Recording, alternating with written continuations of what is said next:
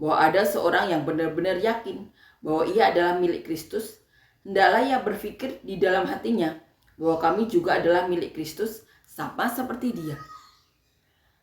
Bahkan jikalau aku agak berlebih-lebihan bermegah akan kuasa yang dikaruniakan Tuhan kepada kami untuk membangun dan bukan untuk meruntuhkan kamu, maka dalam hal itu kami tidak akan mendapat malu. Tetapi aku tidak mau kelihatan seolah-olah aku menakut-nakuti kamu dengan surat-suratku.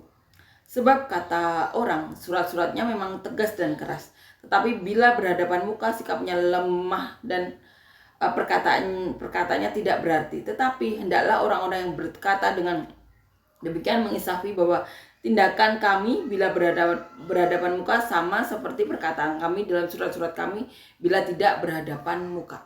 Jadi Paulus di sini menyatakan sikapnya. Paulus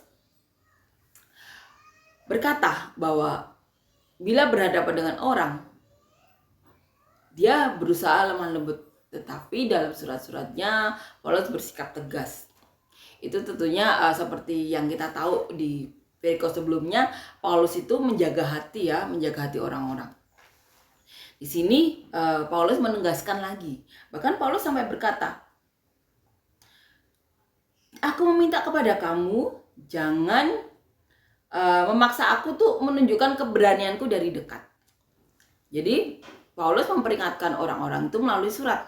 Tetapi Paulus juga menggarisbawahi atau mengatakan jangan memaksa Paulus untuk memperlihatkan keberanian Paulus dari dekat. Karena Paulus sampai mengatakan bahwa mereka itu sampai pekerjaannya atau hal yang dilakukan oleh para rasul itu menaklukkan siasat orang-orang. Mereka melakukannya bukan dengan hal-hal duniawi.